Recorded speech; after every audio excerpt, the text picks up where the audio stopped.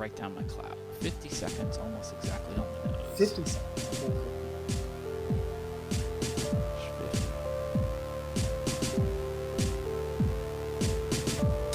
Okay, I'll count us in like 10 seconds. Sure. I won't even count us in, I'll just start in 10 seconds.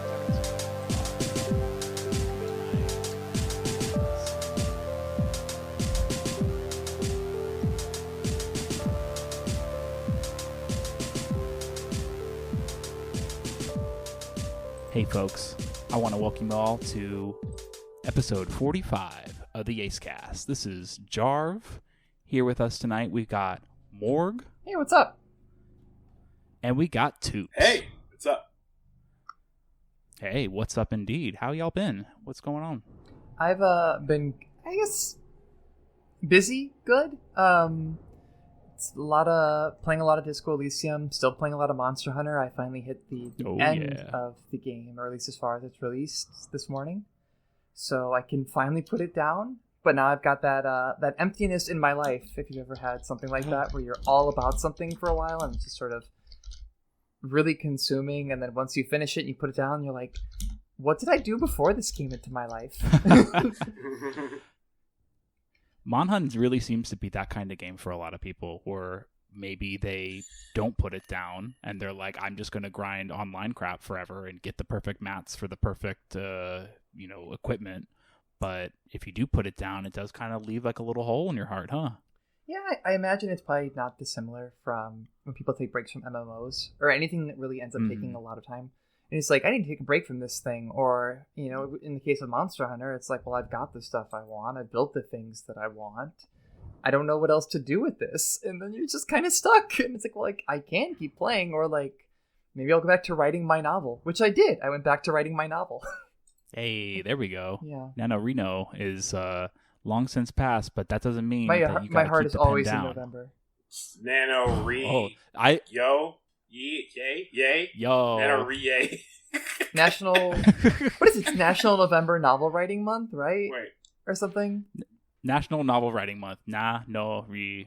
So it's... Yeah, there's a mo in there. NaNoWriMo. I said... It's when you write books about Kanye. Noriega?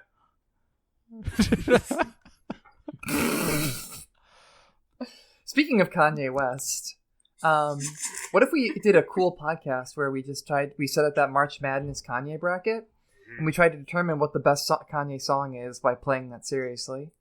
No one's ever done that before, and finished. No one's... You know what? Yeah, right. Gosh. Rest in peace. They all just got so disillusioned with it and just like, rip, rest in peace. I'll never know. Rest in peace, one song only. The best podcast about Kanye West to never conclude. What was their top 4 now? Because didn't they go all the way to like the top 4? I don't even think they got that far. Yeah, I don't think they ever did. Or if they did, yeah, no, you're right. That's it. It's just... I'm going to say... Folks, we need you back. Everyone here, I have an opinion. What's your personal top 1 Kanye song? Oh my god, that's so hard. That one, New Dress a lot. It's hard. It's a hard question. It's hard. It's hard. He's got so many. Of going from one song only, at least the one I thought Otis was going to win. Otis? Although it is They were pretty debatable. hot on Otis. And it's a controversial choice because is it really a Kanye West song? Is Watch the Throne. Did he produce those songs? I don't know, but I think Jay-Z actually has stronger features on those tracks. That was part of like the age of Jay-Z Renaissance, because he never stopped rapping. But I feel like when Watch the Throne came out, and to this day, he just got a lot better. I don't know how to explain it. This is me. I actually have a friend who's really into music, and his brother writes for Pitchfork, I think. And every time, like, he's like, man, we should start a music podcast. But every time I talk about music, I'm like, this song is good. This song's not so good. He's like, why? I don't know. I like it. The beat. I just think it's neat. The beat uses a piano, and that's cool.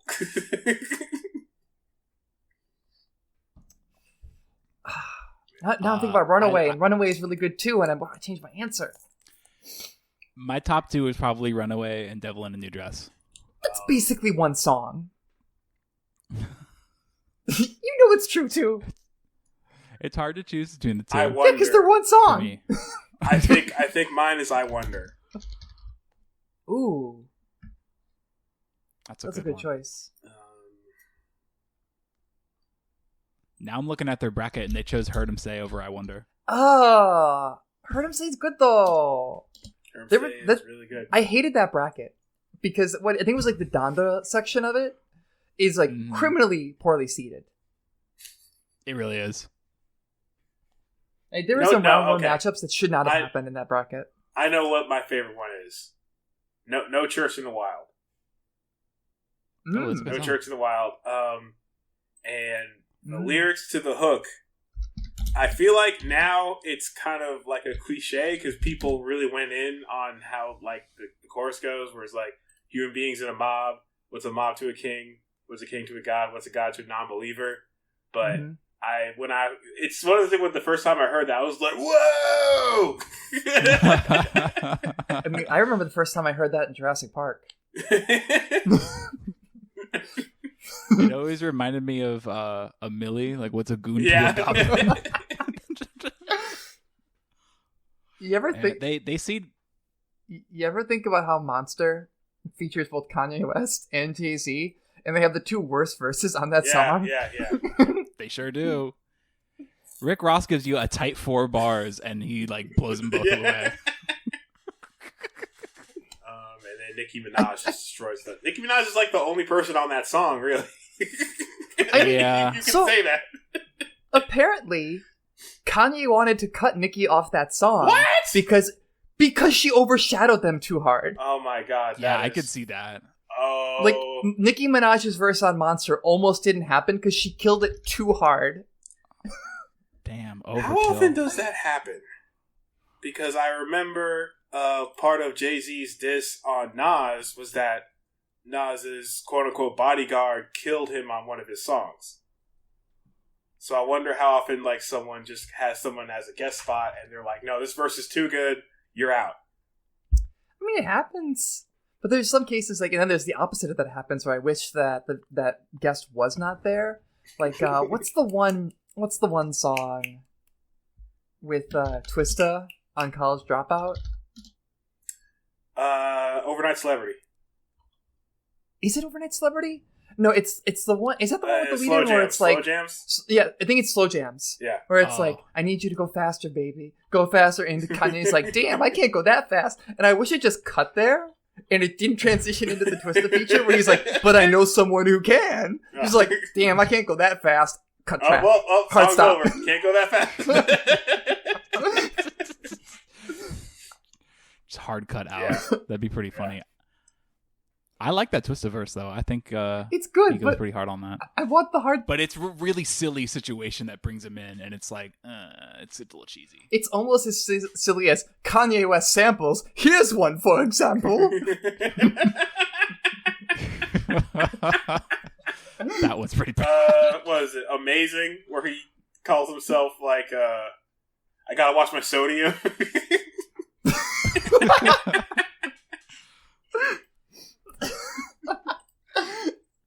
That guy I talked about earlier, whose brother works for Pitchfork, he said the first time he heard that song, Jeezy's part gave him like a jump scare. Because if you remember, like the beat kind of goes quiet, and then Jeezy goes, "I'm amazing." Yeah. In like the most Jeezy-esque voice he could ever do.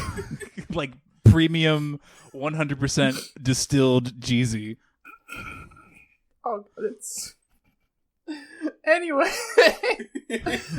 Sorry, my brain is still stuck on Rick Ross, but he's like a ringleader at the center of the circus. Here's one, for example, and the curtain parts and the spotlight comes down, and it's just... Oh my god. How did that Jay-Z verse get by on Monster? I know, like, it's been almost 10 years, and every day I hear it, and every time I hear it, And every time I think about it, I'm like, how did they sit down and write this and think this was good? I don't know. They smoked a bunch of weed and they were like, "The song rocks." Like, the shit slams. It does not. It does not, except slam. for Nikki's verse. It's horrible. Although, like, there is one good line from Jay-Z. Was like the fake fucks with no fangs trying to get blood from my ice cold veins. Yeah. Which is okay. But it follows goblins, ghouls, zombies with no conscience. So that whole section is just like, man, you didn't understand the assignment, I guess. You took it literally. Yeah. But not so fun. Yeah. So have you figured out any games to fill your void in your heart now that Monster Hunter is sort of on the back burner for a while? At the moment, it's actually Disco Elysium that had the Final Cut DLC came out, and so I've finally been going through that, and that's been a game that I've wanted to play for ages because my podcaster crush and eternal inspiration, Virgil Texas, used to be a voice actor in there, and now all the Chapo boys are gone. They've recast all of their bits, and to be fair, from like an objective point, it does take me out of the game when I talk to somebody and it's clearly Matt Christman because he is not a voice actor and it's like, oh yeah, or Felix is very clearly just Felix. But at the same time, like that was kind of a neat thing to be like, oh haha, I understand that reference. But the new actors are good. The game's incredible. Its layout is great, and I think one of the bits that really strikes me about it is it won basically all the awards in the year that it came out. And there's this, it kind of directly contradicting the common knowledge that gamers don't like politics, or like people don't want politics in their games. It's like it is maybe the most overtly political game I have ever played or ever seen. From what little I know, I can attest to that too. And it does it incredibly well. Because even when you talk to people that the game clearly feels are repulsive, like you encounter people that are crypto-fascists. There's a guy whose literal name is like Larry the Crypto-Fascist, or hardcore racists. Okay. You run into a race realist who has an extensive dialogue sequence where he explains phrenology to you. Wow! But the game never. It may say that like this ideology is repugnant, but it also gives you a humanizing approach of like, and here's how the economic system and fallout that has befallen this fictional country created the precarious situation where this person was vulnerable to this type of self-contradictory race science. So it's when it's like, it never says racism is like good, actually. In fact, if you become a fascist, every time you take a fascist dialogue choice, apparently it actually causes moral damage to you because it's fundamentally an ideology of self-harm. Mm-hmm. And yet, it does give a very realistic illustration of like how people get pulled into these movements that are ultimately destructive to them. So it whips ass in a way that makes me feel very bad about myself. It sounds like it acknowledges those ideologies without like validating them or like positively moralizing them, which is hard to do. Yeah, like the example I think of in terms of fascism and trying to discuss it without making it seem cool or moralizing it, at least in terms of a failure of that. Excuse me, I'm burping up the pizza live on the podcast. The Judge Dredd series. That started off as like a satire of American policing and police states that ultimately just turned into, wow, that's cool. Or Warhammer 40k, same thing. Started off as a satire. Wow, cool Empire. It turns into WoW, cool Empire. I've been listening. And no one ever thinks they're going to be the Imperial Guardsmen. Everyone imagines they're the Commissar. I've been listening. You know I'm right. Yeah, I've been listening to Warhammer lore, like not playing the game or anything, just listening to people talk about the lore, and I like it, but it's very clear to me that everyone, like the person who told me, not just Jar told me this too, but someone else who's really into it told me that everybody's a villain in that series. Like 90% of the characters are villains, And people that I noticed who were really into it don't act that way, but when you start hearing about it, I'm like, oh, okay, yeah. And it's really obvious. And going in just a little before we go back to Disco Elysium, I learned that like the head orc in that series is named after Margaret Thatcher. Oh my god, he is. I didn't make that connection. Revelation live on the pod. Oh god. Morg's mind is blown. Ghazghkull, What is the orc's name? Uruk, Thraka. So it's like Magurk Thraka, Magurk Thraka, Magurk Thraka, Magurk Thraka, Margaret Thatcher. That's great. Speaking of the Troubles, Hey, isn't it like Thatcher Day or like yesterday it's was? the anniversary of her death, right? It's been 8 years. The most popular all-gender bathroom in the British Isles. It's Disco Elysium is great, but like going back to the point about Warhammer, I used to play it both Fantasy Battle and 40K, and I was lucky enough that really there was like everyone at my local game store seemed to get that they were like, this is ironic, and actually a lot of them were card carrying like DSA members and stuff, and like were really big into like a lot of them were union workers and everything. It was actually a really cool group to be a part of. But damn, that sounds awesome. Yeah, unfortunately, you go on the internet and you find people that are like, I love 40K, and I think Space Marines are good, and all of that, all those layers of imperial overreach and fascism and all that just like does not click in their brains, or they think it's cool, and they would definitely be picked up and they would become a Space Marine. Yeah. They would be the 30 millimeter tall unit, not even just the 28 millimeter tall. I don't know. They made some like taller Space Marine that has obviously better line of sight, but also is somehow able to be copywritten. So if you 3D print it, Games Workshop can come after you. When they hear the fact about like once you get in the battle, your life expectancy is like 40 seconds, that just goes over their head. Yeah, it's just like, no, obviously they would not die. Yeah. They would be the main characters. Like, I'm good at this shit. I've played the games. I've pushed the pieces around. I have 36 very tiny D6 in my hand, and they're all going to roll sixes. Sorry, my extent of Warhammer knowledge is pretty much from like watching other people play it at game stores and being like, that's a lot of minis. I'm not going to play that game. That's too much shit to paint. You got to enjoy it. I don't think I ever finished painting an army, but it was always fun. Yeah. You played a lot of Warhammer Hordes, right? Yeah, I was a big Warhammer Hordes person. That's where that group eventually gravitated to. Yeah. And it's much easier when you only have to paint 20 models relative to 200. Yeah. Makes a lot of sense. I didn't paint at all because I was bad at it, so I just played X-Wing. I'm like, these things come pre-painted. I'm good. And there's nothing wrong with that. Yeah. Hey, speaking of minis games, I got my Kickstarter pledge in for the Street Fighter miniatures game, which is surprisingly really fun. I took a gamble on that with Angry Joe backing it or whatever, but I played it with my wife the other week, and it's pretty fun.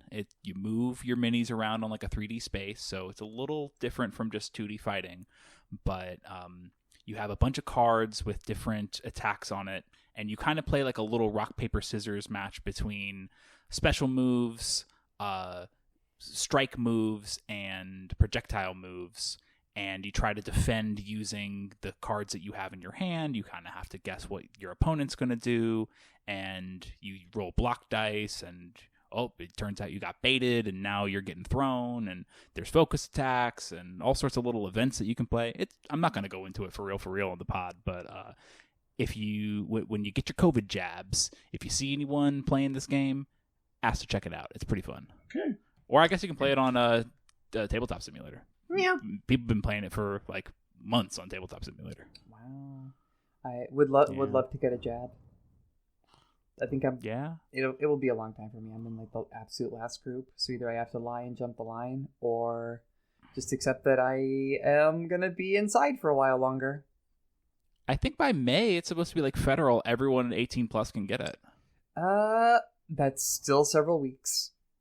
That is still several weeks. You're not wrong. Yeah. And then by the time you're vaccinated, it's even if you got it day one, vaccination would only be like mid-June. So yeah, which is a bummer, which means that I probably will not be vaccinated by the time of like Memorial Day when my partner wants to go camping and stuff like that. So, but no, her job lets her a couple if you're outside, you'll be fine.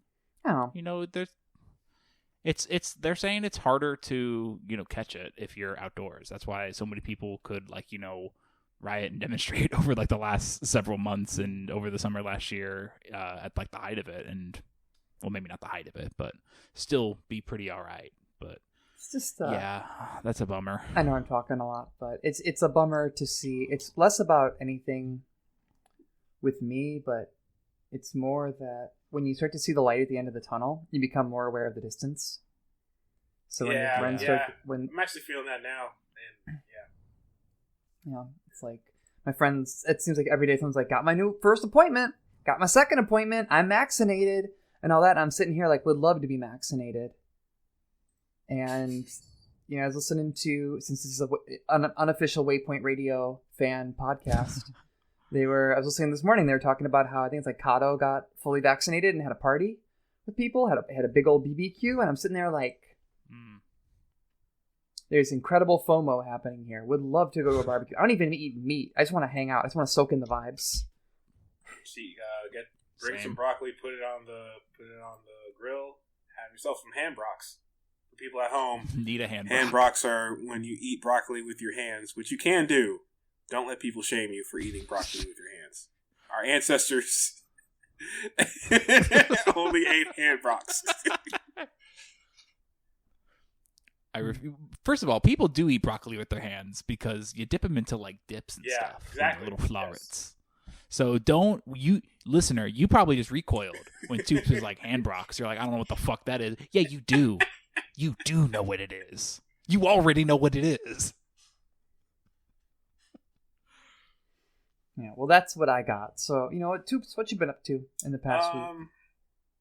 I've been playing, mostly my video games have been playing Skullgirls still, and I realized something. All the years I played Guilty Gear, I would always go to Discord to find someone to play, and because Guilty Gear Xrd Rev 2 didn't have an active ranked player base, and now I'm playing a game with a ranked player base, I'm remembering what ranked is really like, and I realize I'm actually probably getting better at the game because I'm making people angry, and they're doing stuff I haven't experienced since like playing Marvel 2 on Xbox Live. Damn. One of them being I play people that I've played before, they win one game and then they leave because they obviously recognize me. The other one is I beat someone 3 games, they switch to a weird gimmick team that'll take you like 1 or 2 games to adapt to, and then they'll teabag me and then they'll leave.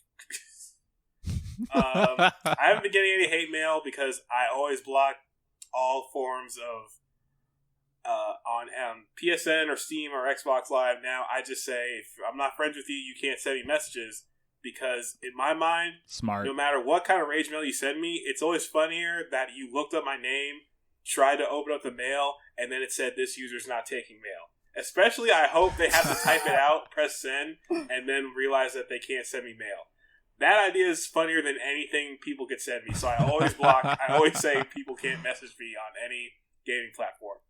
But what if I want to message you and I'm like, "Hey, have a great day. That was a good game." Too bad. You can't. Great games, potential friend. I want to know. Send it to me on the shared unconsciousness of the human race. Do that. And tap into the morphogenic field and message me there. Send me a psychic message, and then I'll get it. But other than that, you can't send me anything. Boot up the Atani Mind Link. Yeah.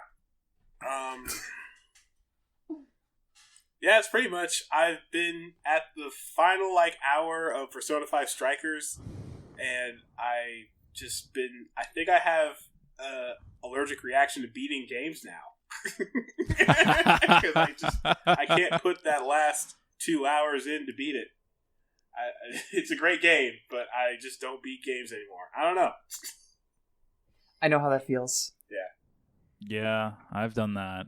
But here's the thing. If you put it down for like a long, long time, or even for like a little bit, expect to never finish it. Because what are you going to do? Go back and relearn it? You're going to relearn how to play the game? At the last boss, too. Yeah, very fun. I did that with Bayonetta once, and I'm just like, what? No, I don't remember the game. How does the game work? I went back and beat Bayonetta, don't worry, listeners. That game rocks.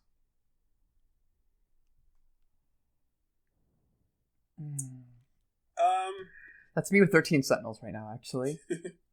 Right. I put the game down, and I'm like, can I come back to that game? Or have I, because there's so much dense story lore and everything. I'm like, am I going to remember everything? And I want to. I think I was still early enough that I could, but yeah. It's y'all got to do it. I'll do it. Fine. I don't even know anything about that game. All I know about that game is that because everyone who has beaten that game is like, I'm not going to tell you anything about it. Just buy it right now for $59.99 MSRP on Amazon.com and buy it and play through the entire thing. Quit your job to play this game. This game is amazing. And I'm like, I'm not going to do any of that, but thanks. You should play it. And yeah, I can't tell you. I could probably, if you look at like Wooly Versus and see like Pat's introduction, because he just talks about like the first few hours, and even then a lot of crazy stuff happens, but it's a good introduction. I'm like, I played the first few hours. I think I was like 10 hours into the game. I'm probably pretty close to polishing it. Like if I knuckle down for like a weekend, I could do it. But, and I will do it. I will do it eventually. Yeah. Just other games keep happening. Like Monster Hunter dropped and kind of ruined everything. As it does.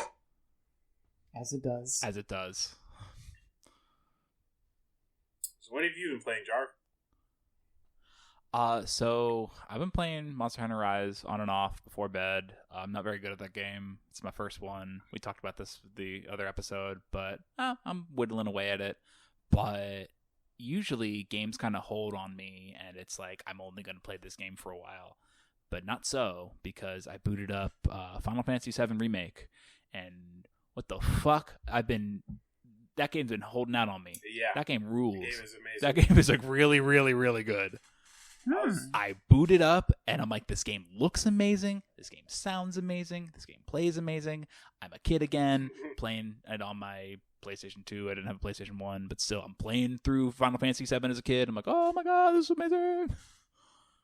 It's just so good. I don't know if I can ever be that kid again.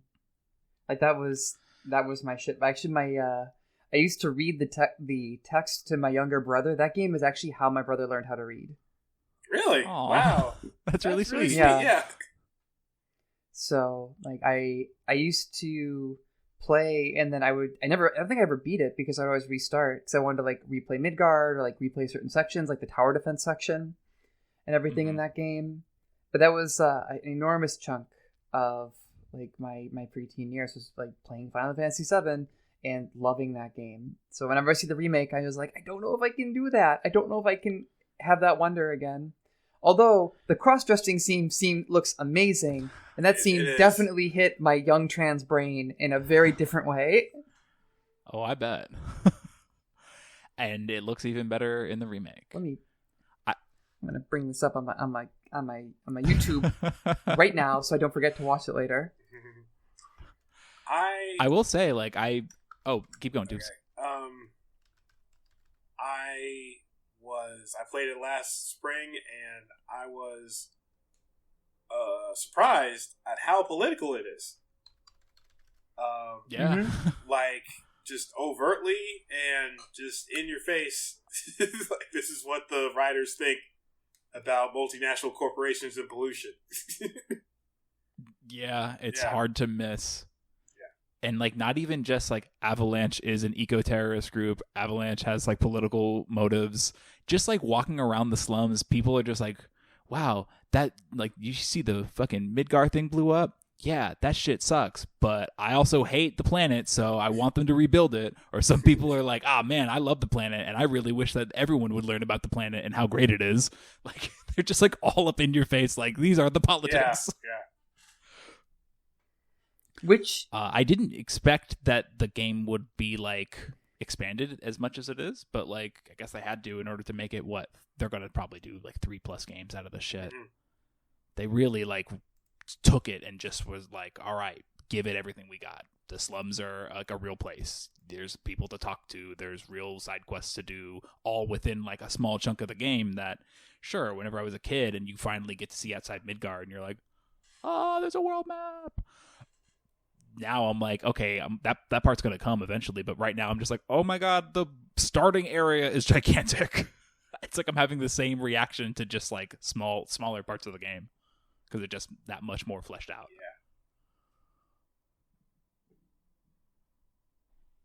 I will say the air combat kind of sucks. Like, I don't really know when you can do it. But seeing Tifa, like, jump 30 feet to throw hands with a Drake is very funny. And she does, like, a Superman jump, too. Like, I understand with Cloud. He's just going to jump and start slashing. But she's just, like, just starts going in. I wish that she could do, like, all, like, the Omni Slash, like, triangle attacks up there, too. But she won't do it. And the darts are super fun. Darts are probably one of the best minigames I've played in an RPG. You should play A Way Out. It has a great darts minigame.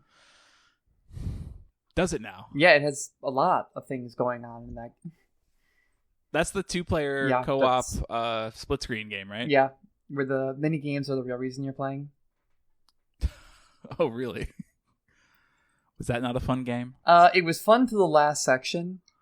And can I spoil the end of A Way Out for anybody that? Yeah, I'm not going to play it. Hey, spoiler alert for A Way Out. Spoiler alert for A Way Out. So, the game is funny, like heist buddy comp romp for like up until the last like hour 45 minutes of the game. Then it turns out that one of the characters has been basically the whole game has been entrapment. And that one guy is like, I'm actually a cop. This has all been, I've been undercover this whole time. Also, you, the guy whose family I have met, who I have done a lot of crimes with, and we have killed people together, you're going back to prison. And then it goes from being a cooperative game to a split-screen competitive game where one person's trying to escape, and you're shooting at each other. And at the end, you play one last minigame, and the winner grabs the gun first and has to kill the other player. So, my girlfriend and I were playing that on Valentine's night, and we didn't know that happened. Oh my God. Ruined our nights. Wow. So we're like, hey, it's like Valentine's night, we're hanging out. You want to go finish A Way Out? You know, it's been a lot of fun, it's been kind of goofy. We played a music mini game where one of us played piano and the other played banjo. It was great. And then by the end of the night, I deliberately threw that mini game so that she had to kill me.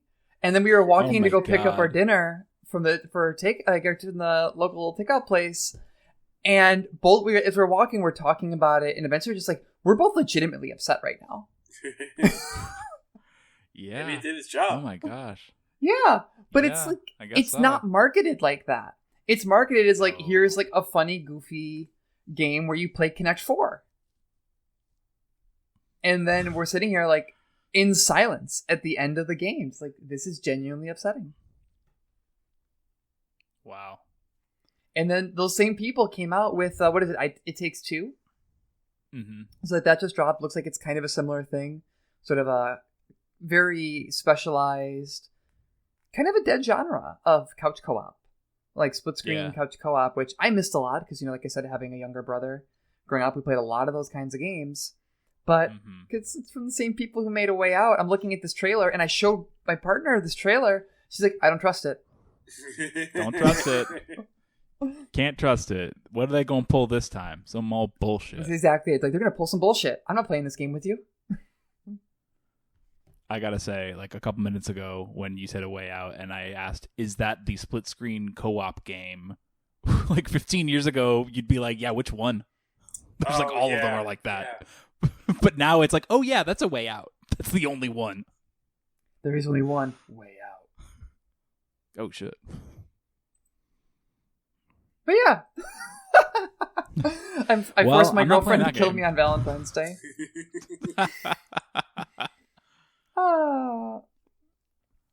Next time that happens, you probably want it to be with like a sword or something more like. Oh God, don't! Oh please, this is a PG-13 podcast. You can't talk about that.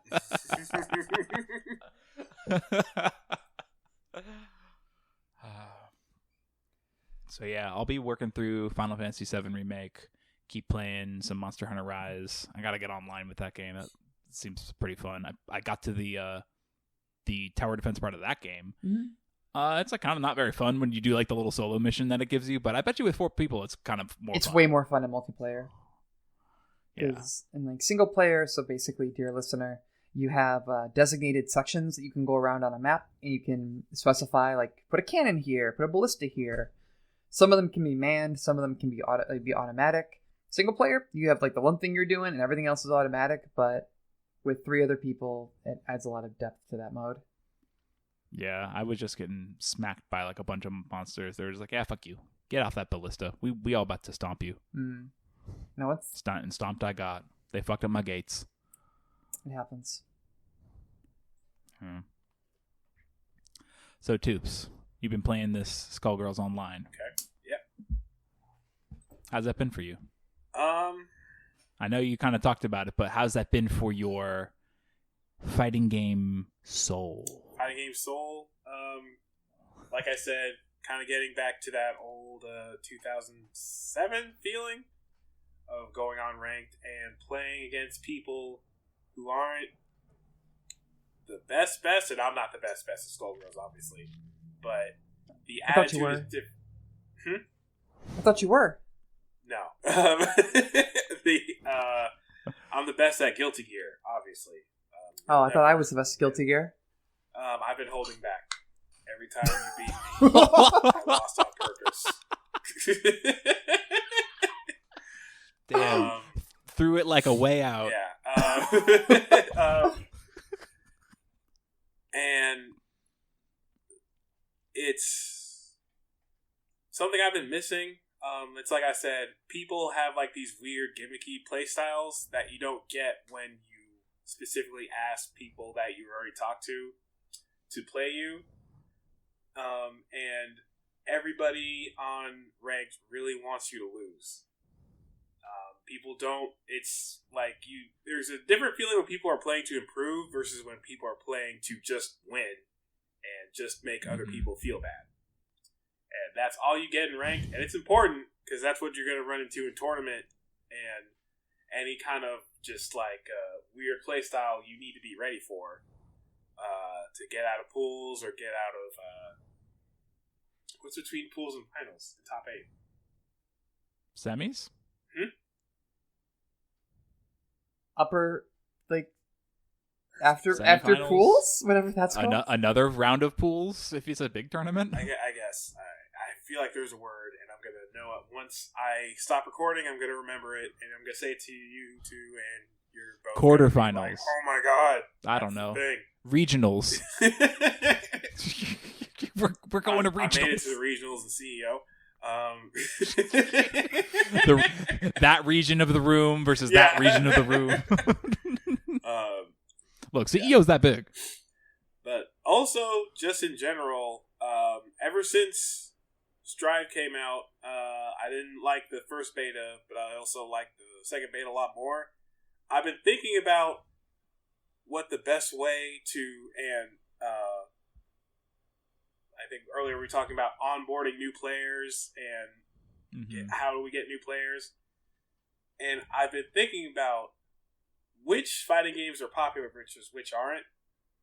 And I don't think the correlation is which games are easy. For sure. I said this on a different podcast where I said fighting games are getting quote-unquote simplified, but they're not getting easier. They're getting more straightforward and in a way that makes them harder to learn. The best example is Dragon Ball FighterZ, where it kind of strips down a lot of defensive and some offensive mechanics and kind of strips them down to their bare minimum and just kind of gives you a sledgehammer where this defensive mechanic will work here, but it's not going to work anywhere else, where it's like Reflect. Reflect sends people far away. Reflect lets you get out of certain block strings, But if you're not in a situation where you can use Reflect, you just gotta hold the defense straight up. Versus Guilty Gear Skullgirls has about 3, 4, 5 defensive mechanics, but you have to learn what all of them are before you use them. So one is you can cancel into another character's assist, and they just come in and do their assist. If it's invincible, it just blasts them off. Like if you go cancel DP assist. There's another one where technically every character in that game is biking, because if you push block and then cancel into any move at all, even including jump, dash, backdash, super, if you time it right during a push block, you can do any move at all. So that's another defensive mechanic. The third defensive mechanic is just push block, sends them back a little bit. Fourth one is that if you push block and switch your block position, as in if you're doing stand block and switch to lower block, or vice versa, you will block both highs and lows until your push block is over. Which also means, since you're already in block stun, and push block extends your block stun, you can't get crossed up for that time. So if you do that, you cannot get mixed up until the push block is over. So that's 5 defensive mechanics in that game. And that kind of goes down, like, the complexity in that game, half the time, it's complexity that will save your life. It's not complexity that will make the person trying to kill you have more advantage. There's very little times where I'll go into a situation after I get bodied by some setup, and I'll be like, there's nothing I can do about this. There's always something I can do. My opponent, if they know it's coming, can do something about it, but there's always something I can do. A lot of times in Dragon Ball or like simpler games, that situation doesn't come up. And so I could just see a lot of newer players just getting stumped, and they just have to learn the intricacies of footsies or neutral to save their life, and there's no training mode for that. That's just comes from playing the game. Yeah. So the question is, and that's just the conclusion I came to, is that complexity to save you when you're getting bodied actually can help newer players, especially them trying to transfer from new player to mid-level player, more than a simple game like Fantasy Strike where there's just not a lot of mechanics. So the question is... What are you going to say? I have a thought. Say it. I'm just going to keep talking, so just say it. So my thought is, I think it helps to define complexity. Because is complexity about... There's a lot of different ways that can be factored in. So on one hand, you're bringing up, the guard cancels in Skullgirls, which are awesome, and I think are really cool. They're hard. It's a very tight window. It is. So I guess the question is, like, where are certain kinds of complexity better than others for newer players? So I think there's like this executional complexity or difficulty. Like, this is a hard option to do well, or to do when you intend to do it. I still screw it up sometimes. Versus, because I don't disagree with you. I think that having a lot of different options to explore and play with is fun, and it makes the good chemicals happen even in newer players. But I wonder about, in Skullgirls, for example, like, if you make them executionally difficult, does that kind of defeat the purpose? Because if I look at something like when I, in high school, picked up a used copy of Guilty Gear XX, I thought Roman canceling and doing combos was too hard. Like, I saw that it was a thing, but executionally I couldn't do it. I got frustrated, and so I just ignored that part of the game. So I don't know if your thoughts are there, because it seems like you're trying to talk about, like, what do you define as complexity? Is complexity the number of options, the difficulty of doing certain things? So I love that, like, there are 5 different things you can do on defense, especially because there's so much lockdown and mix-up options in Skullgirls. When it comes to stuff like that, this is another thing I think about a lot, because when let's take it back to the very first thing that everybody has trouble with when learning a traditional fighting game, me included. I bought CVS2 from GameStop used. I tried to do Hadouken. The manual said quarter circle forward, and they just showed the shape, and then they said plus, and then they had a fist. So it says quarter circle forward plus fist. It does not say do a quarter circle forward, then do a fist. It says do a quarter circle forward and do a fist. So I spent a few days in my dad's guest room, because I was away from all my friends where I could talk about this, trying to do Hadoken, not knowing that you have to finish the quarter circle forward and then press punch. Because there's nothing in the manual that said you had to do it afterward. So everybody who complains about fighting games says, why do I have to learn these special moves? And I thought about that. I was like, what would change if you just got rid of special moves? If Ryu could press forward and then the special button and then get a Shoryuken, maybe. And I thought about how if I'm trying to spam a super while I'm in block stun, I have to give up my crouch block position. Even if it's for one frame, right. I have to give up my crouch block position. And if the super move is one button, I don't have to give up that position anymore. The same thing. So it's actually kind of... There's a reason for that. And when it comes to why the window is so short for push block cancel super, I have a feeling that I can just think of the developer thinking, if I extend this by like 3-4 frames, if I extend this window by 3-4 frames, is that going to lead to an option select that absolutely breaks the game?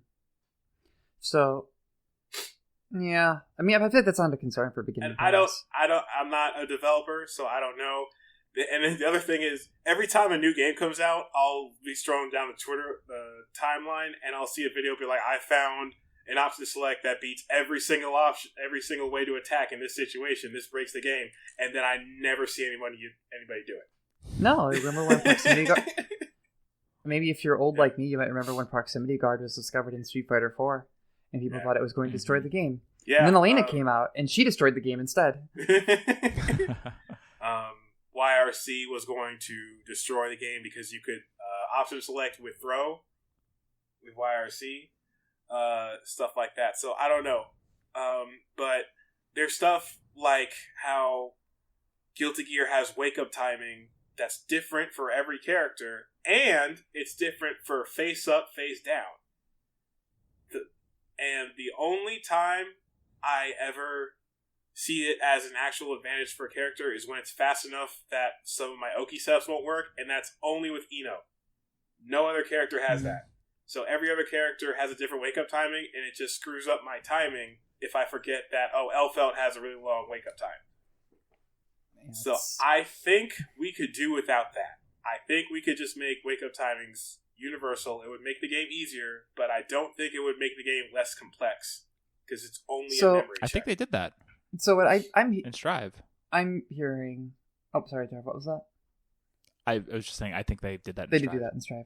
As far as I know, I think wake up is universal. So what I'm hearing is that complexity is good, and what it seems like a lot of some developers do is they reduce the number of options, and as a means of reducing complexity, which is one way of going about it. But there's other ways of looking at it. And there's also things that are maybe complex but don't necessarily add depth to the game. I'm feeling it's kind of like what you're getting at. Yeah. With stuff like, wake up timing in Guilty Gear, where this doesn't matter. And it's just another thing to be aware of. It's not necessarily changing your decision making. I knock this person down, and I just have to remember that this character has a different wake up timing relative to other characters. That doesn't change the thing I do, it just changes the timing that I do it at. Yeah.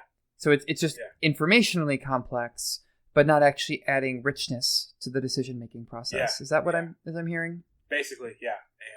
And any time where I feel like you could take that out, where it's just if this wasn't as complex, would it reduce the amount of options you have? Would it reduce the amount of interactions you get? Or is it just something we're testing with memory? Yeah, but that's one game that I think did an excellent job of this, and I wish I had better netcode, and also didn't have the last wave of characters that were added to it. But BB Tag, or BlazBlue Cross Tag Battle, I think did an excellent job of that. of having a very rich game that was executionally simple. A lot of that game is just auto combos, where he's like your combo's like A, B, B, B, and then maybe like you do a special move or something. And then, but you incorporate even the assists. It's just you have a dedicated partner button, and you hit forward and assist, neutral and assist, or back and assist. Yeah. And you get 3 different moves. It's like your combos are very simple. But I spent so much time training moding that game because it's a very rich game that is executionally simple, but very rich in terms of where do you call that assist? What do you use? How do you manage your resources? And even though there was a lot of it was a very accessible game, it was one that I just felt was very rich. And for whatever reason, people just latched onto the idea that it had auto combos as, oh, this is simple. And I'm like, no, this game, nothing about this game is simple. It is not. So I really love that game. I gotta say, I haven't really played it in a long time, but like the local homies are all about it, and I kind of got tired of getting my ass kicked by them. Your local homies are very good at that game. Yeah, yeah. They really latched Mike J and Totally Drew are some of the better people in Florida for sure at that game, and they cracked it open. And there's something about, what did F Champ call like MVCI, like open world or something? That's an open world game. Yeah, that was just in training mode, and you're like, okay. Oh, Justin Wong. Like, we got the sandwich setups that where you put your partner character on the other side of the opponent, and you active switch between what you're doing on the left and the right and the up and the down. You have these little box combos, box mix-ups, and then how does that extend out into a combo once it hits, or can you cover it once it doesn't hit? And that's way more complex than a new player needs to do. All a new player needs to do is hit AAA, BB special with a P, and then switch to the other character and go AAAA, and that's it. Yeah. And what's great about it, and it's fun. Yeah, it's great. But the thing that's really cool about it is that, I mean, in terms of like richness and all this, and kind of, I guess now steering a bit more into auto combo territory, I like auto combos personally. I feel like when I was at a beginner and intermediate player, especially because I started with Street Fighter 4. And dear listener, if you did not play Street Fighter 4, do not go back and play Street Fighter 4, because that game is very focused on links for combos. And one-frame links, especially, where you have 1/60th of a second, a single frame, to make a connection. You don't just press AAA, you have a 1/60th of a second window to press A and then A again to make that combo happen.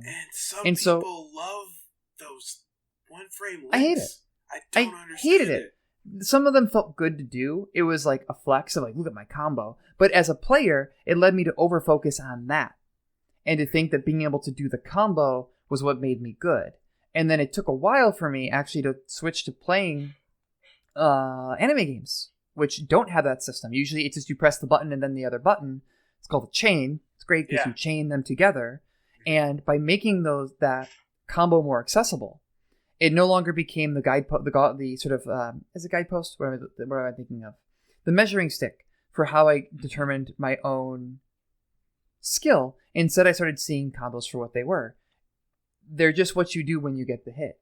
Yeah, it's the single player part of the game. There's not a lot of richness there. Maybe sometimes you do a different combo based on different factors, but again, that's all training mode stuff. That's all a single player game.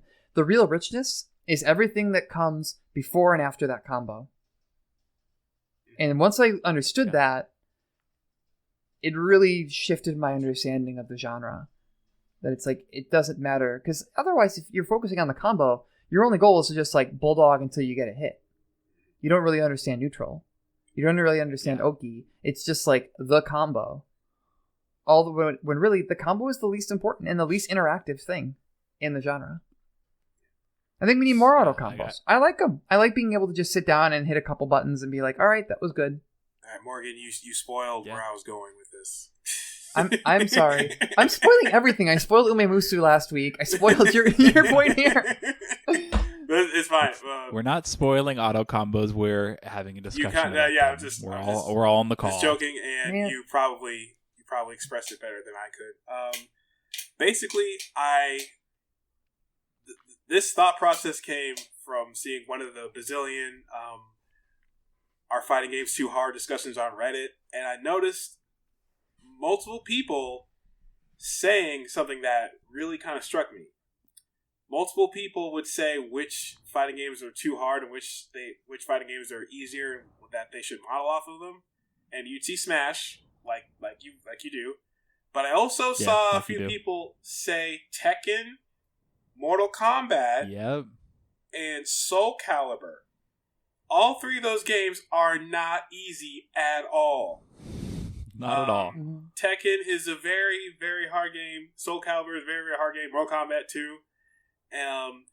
Mortal Kombat doesn't have this, but Tekken and Soul Calibur have a bazillion moves for every character.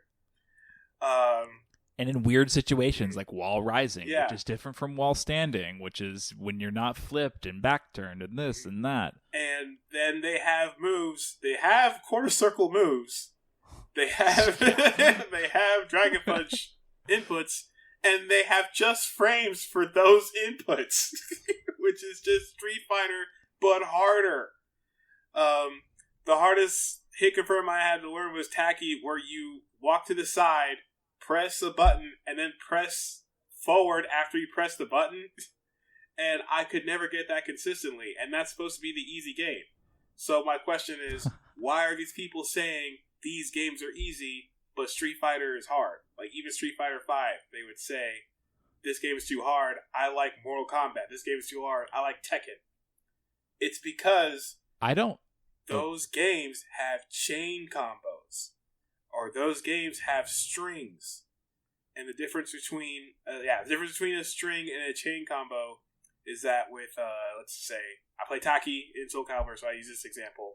If you press B 3 times, you get the first B, which is a move, the second B, which is a whole new move, and the third B, which is a different move. If you do that in Street Fighter, like press standing medium punch 3 times with Ryu, he'll do the same move 3 times, and it won't combo, and you won't know why. They have chains also in Mortal Kombat, and they kind of work like 3D games. And they have chains, they have these kind of strings in Tekken. And I think what we all need to do as FGC, and I guess any fighting game developer that's listening to this right now, let's just stop saying auto combo. Auto combo, the phrase, is done. We're not saying that anymore. We're just going to say that this 2D game has strings, just like Tekken has strings, just like Soul Calibur has strings. And the reason I think is because I think for a new player that just wants to pick up and do cool shit, strings like that let you pick up the game, press buttons, and do cool shit.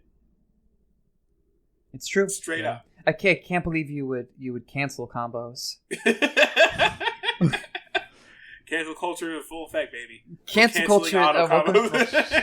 Welcome to our cancel culture podcast. Yeah. No, I agree. The first time I ever tried to play Street Fighter was, I think it was like during Super Street Fighter 4. And it was during Vanilla. I picked that game up during Vanilla. I bought it because my friends were playing it. I thought it was really cool.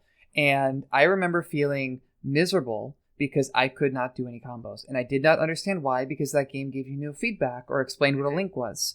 So I would go into the trials mode, and it would say, it doesn't even tell you how charge moves work. So I would try to do, I look at the thing for Bison Scissor Kick, which is a charge move. You hold backwards and then forward and a kick. Didn't know you had to hold backwards for a period of time. So I sat there for like 10 or 15 minutes feeling incredibly stupid and frustrated. Yeah.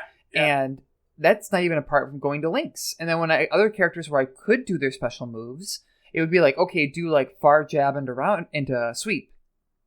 And I couldn't do it. I couldn't press it because I did not understand why these moves were not working. In part because probably some of my background leading up to that was in games like Injustice and Mortal Kombat. And, well, actually those games were not yet. But like I said, picking up like Guilty Gear XX where it's all strings or chains. Yeah. That kind of stuff, it's very defeating to somebody, because if you are at the level of a new player and you're like me and you're very focused on the combo, not being able to do the combo is a terrible feeling, and it's so demotivating. Like, relative to even having a basic thing, like if I just press the button again, I get a basic combo, kind of like the Persona series did. That feels so much better, and it kind of allows new players to skip that process of, I feel so stupid, why can't I do this? This genre is too hard, or this genre is not for me. you're not even really skipping the process of learning combos. You kind of raise the floor for how much damage you do day one. It's more like that. Because if you keep playing, you're going to be like, well, I want to do more damage now. So now I'm going to learn how to do this, cancel into this, actually do a launch, etc., etc. But I just think if you just say this game is going to have auto combos, we're just going to make it so you can do a basic combo into maybe an auto super if you have the meter, or just an auto special move. If you don't, you can add that complexity I talked about earlier that makes the game richer, or will save you when you're playing someone who's putting you in a setup that you don't understand how to get out of. I think it's important too when auto combos have also some. Well, first of all, they have utility for everyone. If you get the hit and you're a super pro player and they only have a little bit of health left, just fucking mash A. Just fucking mash A. Don't do the hot shit. Just mash A and get the win. Yeah. But talk about Persona. That third hit of A gives you a pretty big boost of meter. So that's a reason that maybe a more knowledgeable player would want to go for an auto combo, because they want that meter, because they know they're going to go into Persona Awakening and they want to have 150 meter instead of just 100. Or or Eunice, I should say, under Night and Birth, the way that their auto combo works kind of allows you to rebeat certain moves, where if you've already used your 5B in a combo, but you know that your auto smart steer is 5A, 5B, 5C into some special move, that's what I would do with Gordeau. I'd hit 5B and then hit 5AA, because it would give me 5B, 5A, and then another 5B. So he'd keep doing that little gut punch that was pretty decent on block. But as a new player, you could also just be like, oh shit, I got the hit. Yay! Mm-hmm. Absolutely. So that is Toops' theory of the future of fighting games. More complexity, also auto combos. I just saved fighting games, so any fighting game dev listening to this, you're welcome. Just give me You're welcome. 1% of your profits. That's all I ask. Also use GGP. Yes. All I want is to match on a good ranked mode in training mode with GGPO and a replay service that allows me to pick up where I got owned, like a GGSX. That's in every game. And a good lobby system. Just put that in every game. I don't give a shit what the game is. It's going to be good. Absolutely. FGC will play it. I gotta say though, Morg, going to Street Fighter 4 and trying to show that game to people who didn't play fighting games at all. When I picked up 4, I at least had played some Super Turbo and other shit on the little Toodles Dreamcast disc, so I knew what I was getting into. But I showed my freshman year roommate, and he's like, "I can't do a Dragon Punch." I'm like, "Okay, well that's fine. A lot of people can't do Dragon Punch. Let's just go to the next trial." And it's just it just gets worse. Can do crouch short Hadouken. And the worst part about that combo is you can do crouch short, and you can chain it, and it works. But as soon as you try to hit that Hadouken or any of the special cancels, it doesn't work because it's a link.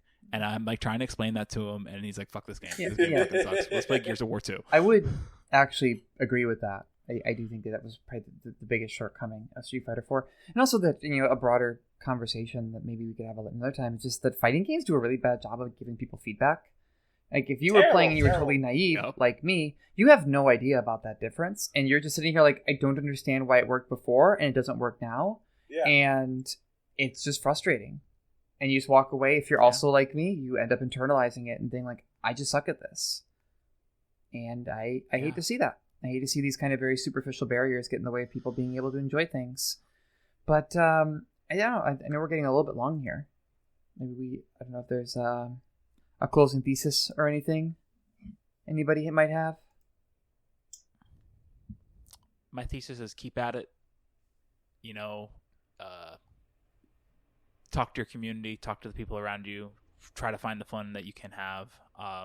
I don't know if we're really like doing like the new fighting gamer pod, or if this is like what we should tell the devs. Use GPO and listen to our next fighting game developer roundtable where Morg explains why the feedback you give is piss poor and god awful, and how you can improve your feedback on how players need to interact with these games and teach them why they should care. Yeah. Put all the mission mode tutorial crap in the world. Tell me why I would need to know it instead of just jumping online and mashing the A button with my friends. Teach people how to do charge moves. I actually don't know of any game where it says hold down for 2 seconds. Teach motherfuckers how to charge I'm actually, the stick. Searching my brain. I've never had a menu say hold down for 2 seconds, then press up, and you'll do flash kick. It's always... And they use the word charge. Does Grand what does Blue charge do it? mean? It could be like 5 different things. Does Grand Blue do it at all? I'll have to check. I don't think so. Fuck. That was the game that should have done it. You trying to get the fucking like mobile gacha crowd into playing fighting games. That's the thing. As soon as you have one of these little crossover fighting games, let's take the JRPG people and give them a fighting game. Let's give the gashapon players and give them a fighting game. Let's give the tower defense players and give them a fighting game because I want the fucking Arknights fighting game. Let's get the initial D players and give them a fighting game. You got to teach them the fucking charge moves. And they added charge characters originally because they thought this would be easier than motion inputs. That's literally why they added charge moves. I always thought they kind of were easier. Once you learn how to do them, once someone fucking easier. taught me how to do them, I was like, this shit rules. I love DJ. I love Guile. Yeah. Fuck you, Ryu and Ken. But at first I was like, why am I just getting jumping LK? Yeah. All right. Let's close out here. I got all right. big day tomorrow. Yeah, Jarv, where can people find you? Y'all can find me over on Twitter at JarvDog, DAWG. Tubes, where can find you? Where can people find you? Nowhere. Leave me alone until next you week when you listen to my voice again. And I'll look forward to it. I miss you a lot. I miss both of you a lot. This is the Florida I miss you podcast, too so isn't very it? much. Yeah, it is. Yeah. If I live there, not saying I do. Hypothetically, you may have talked a lot about Matt Gates before recording today. Look, he's a national topic, especially maybe even worldwide. Mr. Worldwide, European unfortunately. Also a Floridian. Yeah, you can find me at Morganization13 on Twitter.com, and you can find my cooler content creator persona at Ricky_Hirsch. And so we are, I guess, wrapping up here. So just as a closing point, a couple housekeeping notes. Trans men are men, trans women are women, and it doesn't cost shit to be nice. Yes. Have a good week. Yes.